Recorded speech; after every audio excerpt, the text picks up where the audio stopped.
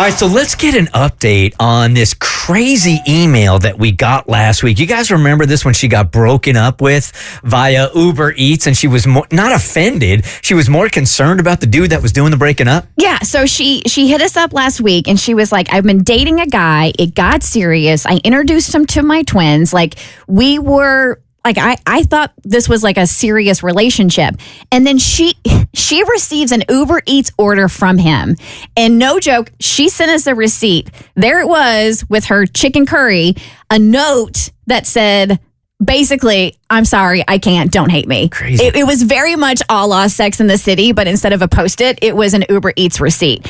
And she's tried to reach out to him because it was just so wild for him to break up with her like that.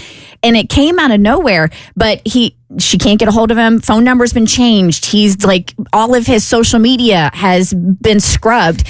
And now it's not even about him having broken up with her. She just wants to make sure the dude's okay. Right.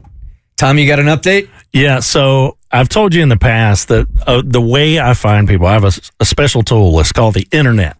And there's a website that I actually pay for every month. It's about $20. It's called Spokio.com. As a matter of fact, you hit me up yesterday. I did. So the guy that I got into the fender bender with this weekend. That's who that was. So I was so shook up by the whole thing that I actually gave him the wrong insurance card. It's an old one.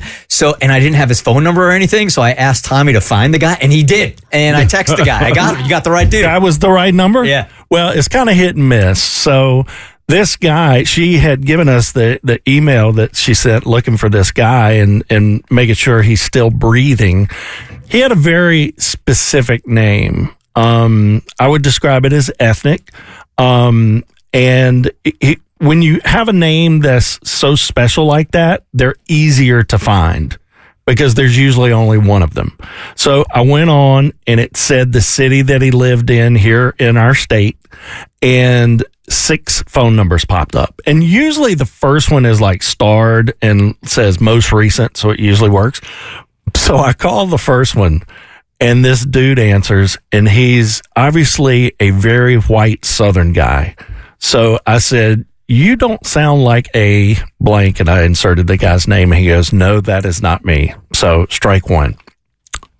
Second, third, fourth, fifth, sixth, all disconnected. So I did not have any luck with the phone numbers. However, there were 4 emails available. So I sent a very nice email saying who I was, what I'm looking for, that I'm looking for this guy. I didn't go into detail because I didn't want to scare him off. You got to be real gingerly with these people. That has not been our experience with the way you handled this a lot of times. Well, if I'm dealing with... It's kind of a case-by-case situation. And we don't know if we're dealing with mental health issues on this one, so you really did have to handle it sensitive. Yes, I was trying to be very sensitive, and so I reached out to 4 different emails. I've gotten one response, and that was this email does not work anymore. But there are 3 emails that took and accepted my email, so I am just waiting to hear back. I've not heard anything back from the dude, but I do have an address, and I was going to ask you guys, do you want me to go to his house? No. I don't think so, just because we don't. She's concerned that we've got he might have some kind of mental health issue. Right. So I don't think showing up, knocking on dudes' doors, that'll be jarring, man. Yeah, this guy clearly doesn't want to be found. Yeah. All right. I do want to know, though. Well, I'll let you know. There are 3 emails still out there, so I'll let you know if I hear back. Okay. The Bert Show.